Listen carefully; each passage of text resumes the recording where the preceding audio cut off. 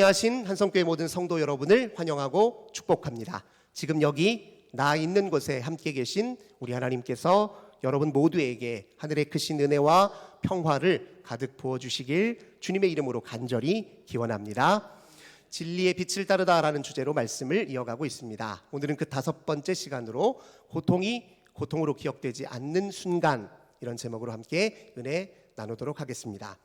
우리는 본성적으로 고통을 피하고 싶어 합니다. 아침에 이럴 때 있지 않나요? 눈은 떠지긴 했는데 침대 밖을 나가기 싫을 때가 종종 있습니다. 피곤해서 그럴 수도 있지요. 그런데 오늘 하루 감당해야 될 삶의 무게가 두려워서 조금이라도 피하고 싶은 마음에 침대에서 머리를 떼지 못하는 경우도 종종 있습니다. 근데 어떻게 해요? 살려면 일어나야죠.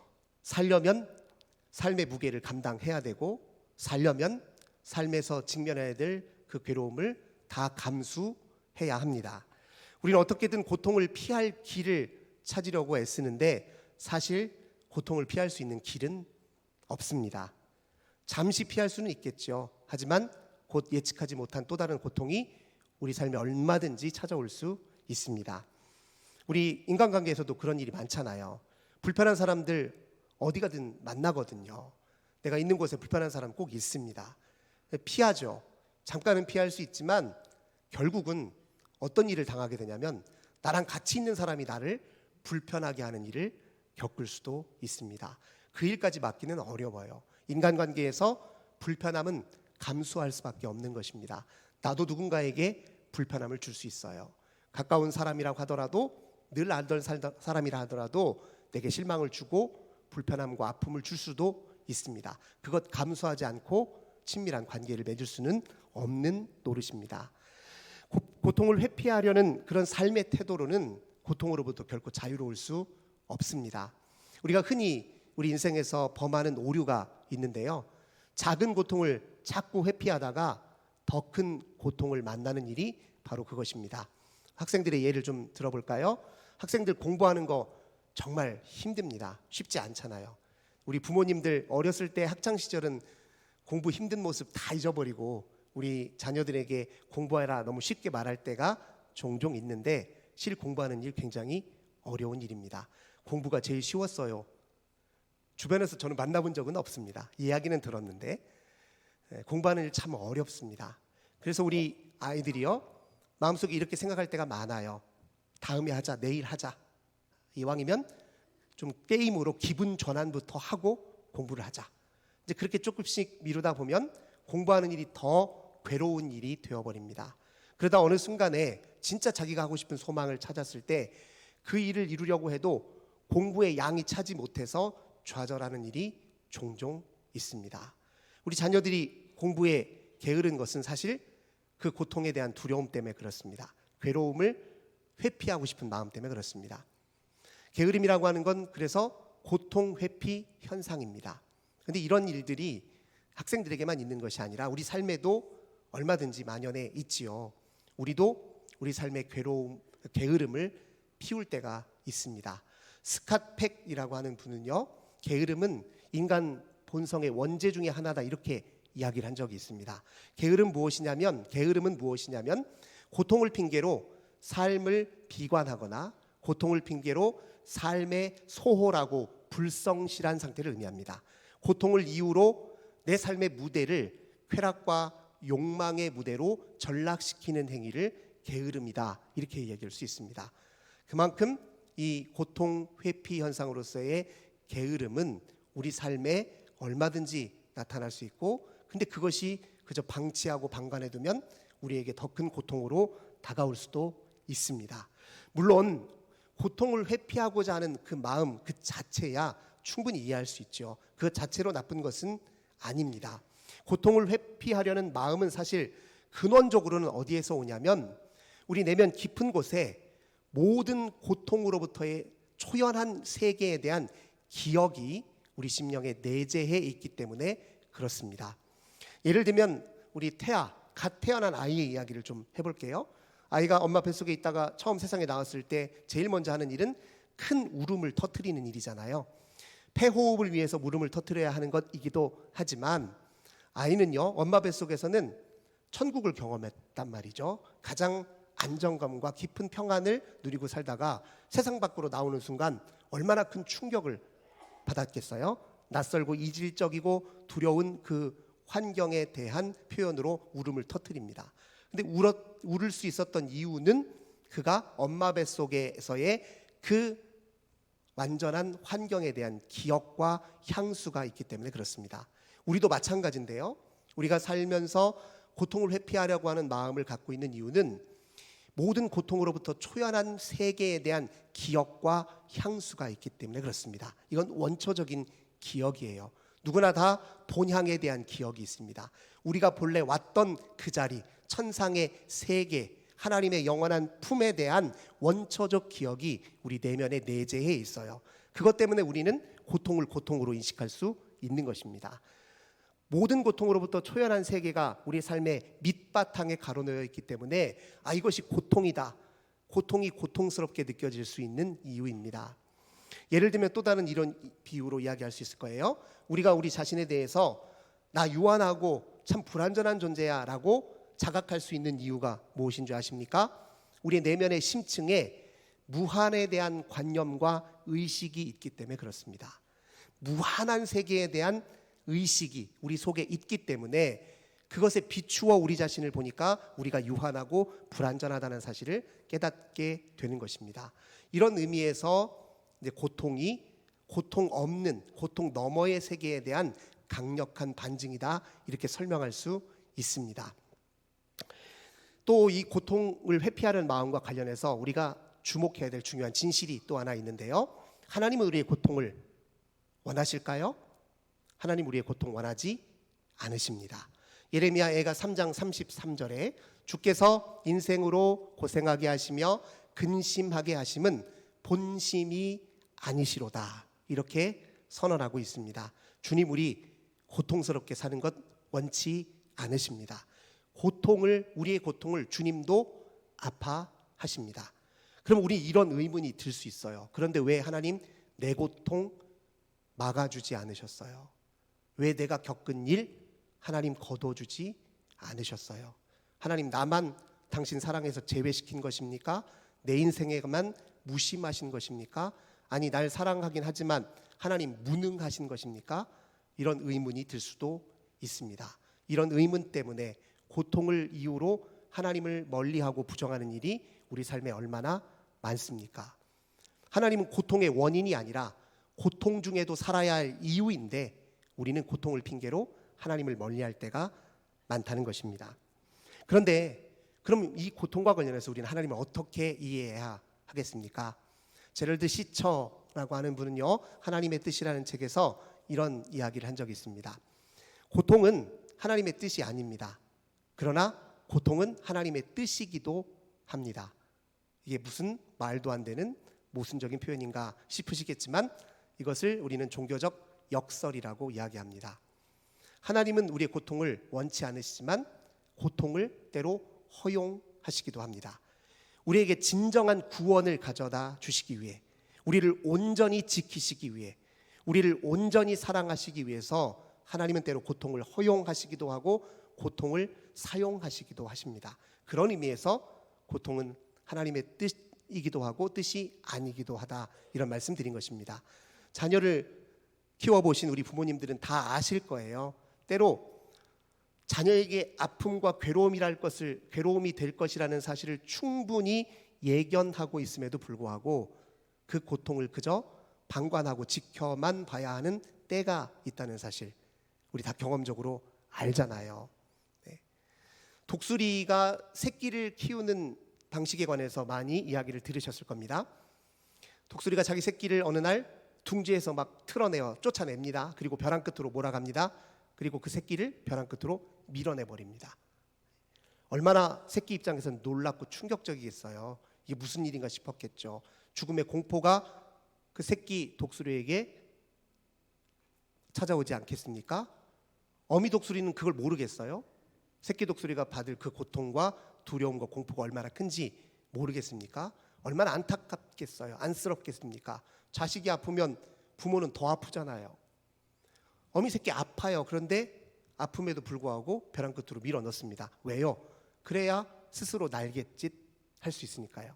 독수리는 날아야 되잖아요. 날아서 하늘을 마음껏 활보해야 되잖아요. 그래야 새들의 왕으로 자기 존재를 드러내며 살 수 있는 것 아닙니까?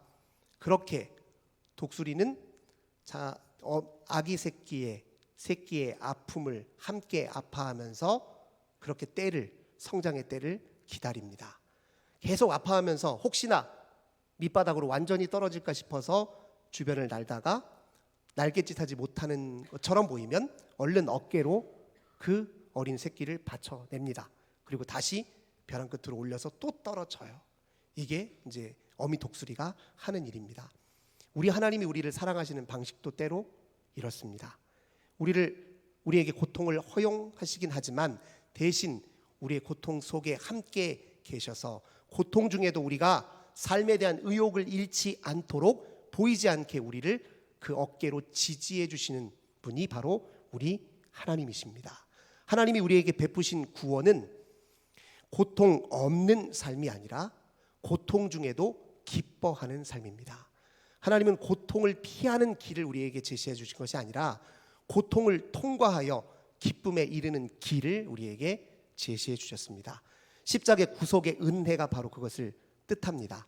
하나님 저 천상의 세계, 고통이 없는 세계에 우리를 끌어올려 주시는 것이 아니라 고통의 이 현장 속으로 직접 내려오셨습니다. 그게 하나님이 우리를 구원하는 방식이에요. 그렇게 주님이 우리의 고통 속에 함께 있기 때문에 우리의 고통은 그저 고통으로 그치지 않습니다. 그저 피하고 싶은 무의미한 고통으로 그치지 않고 그 고통이 우리를 단련하고 정련하고 재조정하고 재구성할 수 있는 힘이 되게 하십니다. 그게 하나님께서 우리에게 베푸신 구원의 은혜입니다. 오늘 예수님은 제자들에게 당신의 십자가와 부활과 승천에 관해서 예고해 주셨습니다. 그런데 제자들은 그 얘기를 들을 때 잘 그 의미를 제대로 이해하지 못했어요.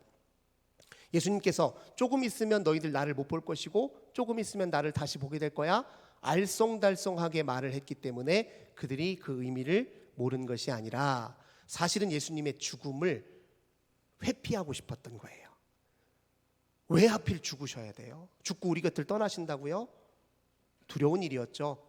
그리고 납득이 안 되는 일이었어요. 오죽하면 마태복음 16장 22절 이하에서 예수님께서 제자들에게 당신의 십자가 고난과 죽으심을 예고했을 때 베드로가 뭐라고 합니까? 주여, 안 돼요. 그럴 수 없습니다. 그렇게 될 리가 없어요라고 강하게 예수님을 만류했잖아요. 그게 제자들의 마음입니다. 십자가는 사람들이 저주라고 여기는데 어떻게 십자가가 우리를 구원하는 힘이 될 수 있습니까? 인정 못합니다. 받아들이기 어렵습니다. 그랬다고요. 그런데 예수님은 그 십자가는 회피의 대상이 아니라 직시하고 통과하고 짊어져야 될 대상이라는 사실을 제자들에게 다시 이야기합니다. 마태복음 16장 23절에서 예수님이 베드로를 향해 뭐라고 이야기합니까? 사단아 내 뒤로 물러가라. 너 나를 걸려 넘어지게 하는 자도다. 너는 어떻게 하나님의 일을 생각하지 않고 사람의 일을 생각하느냐? 이렇게 강하게 질책하셨습니다. 사랑하는 아끼는 제자를 향해 사탄이라고 칭하시면서 강하게 말씀하셨어요. 왜 그렇습니까? 십자가를 바라보지 아니하면 그 의미를 깨칠 수 없고 십자가의 의미를 깨치지 못하면 우리에게 십자가의 능력을 맛볼 수 있는 길이 열리지 않기 때문에 그렇습니다. 그래서 예수님은 십자가를 바라보라 그렇게 이야기하신 것이죠. 직시하라 이야기하십니다. 우리가 우리의 고통을 다루기 위한 최선의 방편은 바로 십자가를 바라보는 일입니다. 십자가 지신 주님께 우리 내면의 시선을 오롯이 고정하는 일입니다. 그것 힘든 일이죠. 그 고통의 순간 견디기 힘든 일이지만 그래서 우리 주님은 격려하시기 위해서 이런 말씀을 덧붙이십니다. 너희 근심이 도리어 너희 기쁨이 되리라. 덧붙여서 오늘 우리가 읽었던 본문의 말씀을 주십니다. 너희가 당할 그 고통은 해산의 고통이다. 해산의 고통은 새 생명이 탄생하는 순간 찾아올 기쁨 때문에 금방 잊혀지게 될 것이다. 예수님 본문을 통해 우리에게 말씀하고 계십니다. 첫 아이를 낳을 때요, 우리 아내가 자연분만을 고집해서 그 산부인과 병원에 간 게 아니라 조산원에 들어갔습니다. 무조건 자연분만 하겠다고요. 그래서 조산원에서 첫 아이를 낳는데 20시간을 진통하더라고요. 사실 남자들은 그 고통 모르잖아요. 근데 옆에서 지켜보는 것만 해도 너무너무 힘들어가지고 나중에는 제가 나도 모르게 꾸벅꾸벅 졸게 되더라고요. 아내는 아파서 견딜 수 없이 힘들어하는데. 근데 놀라운 거는 기력이 다 빠지니까 나중에 이제 애를 낳는데 잘 안 나와요. 그러니까 제가 위에서 붙잡고 조산사가 이제 아래에서 배를 누르고 이렇게 해서 아이를 낳았어요. 신기한 건 그렇게 아팠는데 아이를 딱 우리 아내가 안는 순간 얼굴빛이 환해지는 거예요. 우리는 모르죠. 예. 근데 그렇게 기쁨이 찾아오는 순간 너무너무 고통스러운 순간이 다 잊혀지나 봐요. 그랬으니까 둘째를 낳았겠죠. 네. 셋째, 넷째 낳으신 분들도 다 마찬가지실 겁니다. 많이 낳을수록 해산의 고통이 더 이상 고통으로 느껴지지 않는 거예요. 해산의 고통은 더 이상 고통으로 기억되지 않게 되는 것이죠. 이게 바로 우리 예수님께서 우리에게 가르쳐 주신 비밀입니다. 십자가의 고통은 반드시 부활의 기쁨으로 귀결될 것이다.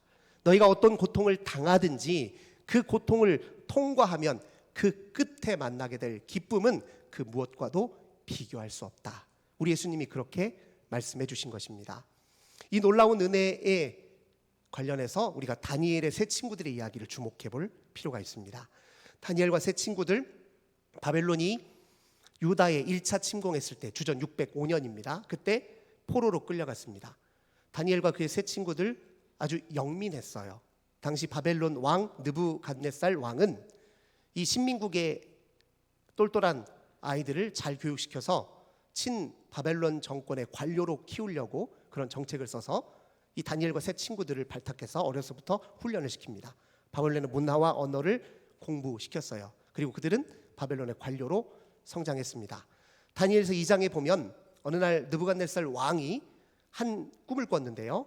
제국들의 운명에 관한 꿈입니다. 누구도 해석해 주지 못하는데 다니엘이 하나님 주신 지혜와 영감으로 그 꿈을 해석해 줍니다. 그래서 다니엘이 그 일을 계기로 바벨론의 총리의 자리에 오르게 됩니다. 다니엘은 자기의 친구 사드락, 메삭, 아벳느고 이 세 친구를 왕에게 이야기해서 지방의 관료로 임명하게 만듭니다. 이 세 친구가 지방관이 되어서 관료로 일을 시작했어요. 지금으로 말하자면 도지사쯤 되겠죠. 그렇게 일을 시작했는데 어느 날 그들에게 큰 위기가 닥칩니다. 느부갓네살 왕은 자기 권력을 강화하기 위해서 지방에다가 자기 형상을 뜬 금신상을 만들어서 배치했습니다. 그 금신상을 다 만들어서 낙성식을 올릴 때 느부갓네살 왕은 이런 명령을 내려요. 너희들 악기 소리가 들릴 때, 풍악이 울릴 때 모두 한 사람도 예외 없이 금신상에 절을 하라. 그것은 곧 나에 대한 복종의 의미다. 이렇게 선언을 해요. 그렇게 하지 않을 경우에 맹렬히 타는 풀무불에 던져 넣을 것이다 명령을 내립니다. 그때 다니엘의 세 친구들은 어떻게 대응했습니까? 절하지 않았어요. 그들 마음속에 진짜 왕은 하나님 한 분뿐이에요. 그들에게 영원한 숭배와 경배의 대상은 오직 여호와 하나님 한 분뿐이었습니다. 그 믿음 때문에 하지 않았어요. 다니엘과 세 친구들을 늘 질투하던 바벨론의 여러 관료들이 꼬투리 잡을 생각만 하고 있었는데 신상에 절하지 않는 세 친구들의 모습을 딱 보고 기뻐했습니다. 느부갓네살 왕에게 찾아가서 그 사실을 고했어요. 왕이 대노했습니다. 그리고 세 친구들을 자기 앞으로 불렀어요. 그 친구들이 영민하고 똑똑하고 좋은 사람이라는 것 왕도 알거든요. 그래서 다시 한번 이렇게 얘기합니다. 정말 절하지 않았느냐? 지금이라도 늦지 않았으니 절을 하면 내가 너희들에게 벌을 내리지 않겠다. 이렇게 공언을 하게 됩니다. 그때 친구들이 뭐라고 대답합니까? 다니엘서 3장 17절과 18절에서 우리가 섬기는 하나님이 계시다면 우리를 맹렬히 타는 풀무불 속에서도 건져내시겠고 왕의 손에서도 건져내실 것입니다. 그러나 그렇게 하지 아니하실지라도 나는 왕이 만든 신상에 절할 마음이 없습니다. 왕을 숭배할 마음이 없고 오직 하나님만 나의 영원한 경배의 대상입니다. 그렇게 얘기를 했던 겁니다. 얼마나 대단한 고백이냐고요. 죽을지도 모르는데 그 엄청난 고통과 죽음의 위협 앞에서 그들은 고통을 피할 길을 찾은 게 아니라 고통 중에 함께 계신 하나님을 선택하는 일에 집중했습니다. 고통 속에서 우리와 함께 계시는 하나님을 고통 중에도 선택하고 의지하고 그의 편에 서는 일에 다니엘의 세 친구들은 온 마음을 다 기울였습니다. 그게 그들의 신앙 고백이었어요. 그리 아니하실지라도, 이 말에 얼마나 깊은 뜻이 담겨져 있습니까? 저 풀무불에 던져둬도 괜찮습니다. 후회 없습니다. 죽는 것 저 두렵지요. 하지만 던져지더라도 사나 죽으나 내 인생이 주님께 왔고 주님의 것이니 주님이 삶과 죽음의 통치자이시니 저 후회 없습니다. 이렇게 이야기한 것과 똑같다고요. 정말 눈글겹고 감격스러운 이 신앙 고백 때문에 우리 생각에는 하나님 이 정도 신앙 고백하는 사람이라면 하나님이 느부갓네살 왕 심판하셔서 풀무불에 던져지지 않게 막아주시고 그리고 느부갓네살 왕의 마음을 바꿔주셨으면 좋겠습니다. 이거 우리 바람이고 기대잖아요. 그런데 결과는 어땠습니까? 그들 풀무불 속에 그저 던져졌어요. 하나님, 이번만 한 번만 좀 피하게 해주세요. 이 고비만 좀 넘기게 해주세요. 이 일만 겪지 않도록 주님 좀 도와주세요. 제발 살려주세요. 그렇게 기도할 때 있잖아요. 그런 마음 들 때 있잖아요. 그런데 하나님 안 들으세요. 내 울부짖음에 그냥 외면하신 것 같아요. 다니엘의 세 친구들 보니까 그런 일이에요. 아니 그만한 신앙 고백이면 막아주셔야 했을 텐데 진짜 하나님의 은혜는 어디에 있었습니까? 느부갓네살 왕이요 이 세 친구들을 풀무불 속에 던져놓고 그 장면을 이렇게 지켜봤어요. 근데 기이하고 놀라운 장면 하나가 있었는데 다니엘서 3장 23절과 24절 보니까 분명히 세 사람을 풀무불 속에 던졌단 말이에요. 그런데 네 사람이 있는 거예요. 그들과 함께 불 속을 거니는 이가 있었어요. 그가 바로 신과 같은 사람이다, 그렇게 묘사하고 있습니다. 무슨 말입니까?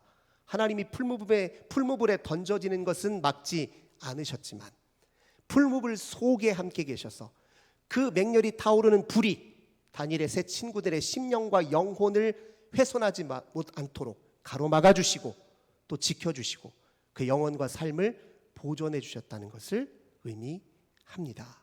고통 속에 함께 계심으로 고통을 통해 우리를 정련하시고 단련하시고 새롭게 하시는 은혜를 다니엘의 세 친구가 보았던 것입니다.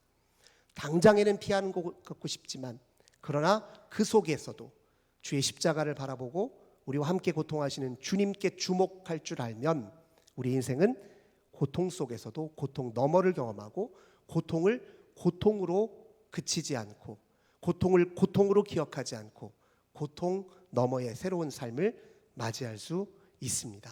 그게 바로 십자가의 은혜예요. 십자가는 고통 중에도 우리가 살아야 할 이유입니다. 십자가는 고통 중에도 우리가 하나님 편에 서 있어야 할 이유입니다. 십자가는 고통 중에도 하나님의 자녀다운 품격을 유지해야 되는 이유예요. 십자가는 고통 중에도 선 의지를 버리지 말아야 할 이유입니다. 십자가는 고통 속에 있더라도 하나님의 의의 말씀을 지키고 마지막까지 순종해야 될 이유예요. 그렇게 십자가를 붙들어 매면 우리에게 부활의 기쁨으로 반드시 허락해 주실 것이다 약속하셨습니다.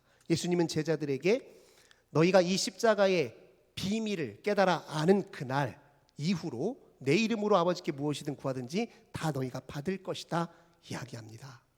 십자가와 부활의 그 의미를 내가 고통을 다루는 나의 영적 원리로 삼아서 십자가와 부활의 힘으로 그것을 이겨나가면 우리는 우리가 기대하고 상상했던 것 이상의 삶의 신비를 은총을 선물로 받을 수 있습니다. 사랑하는 성도 여러분, 하나님은 우리에게 고통을 피할 길을 주시는 것이 아니라 고통을 통과하여 기쁨에 이르는 길을 제시해 주셨습니다.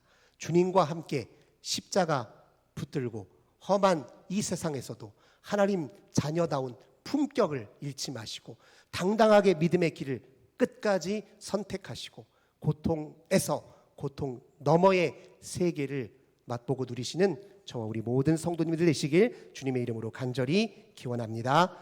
좋으신 주 하나님, 저희들 때로 피하고 싶은 고통이 있습니다. 그것 때문에 괴로워서 저희들 밤잠을 설칠 때가 있습니다. 그런데 주님은 그 고통을 우리로 직시하고 통과하라 말씀하십니다. 우리 힘으로 어떻게 가능한가요? 풀무불 속에서 그 불길을 함께 맞으시며 막아주시고 영혼을 지켜주시는 그 하나님을 의지하고 십자가를 바라보아야 우리가 이길 수 있음을 믿습니다. 고통 중에도 십자가를 붙잡는 우리들 되게 하옵소서. 주 예수님의 이름으로 간절히 기도드립니다. 아멘.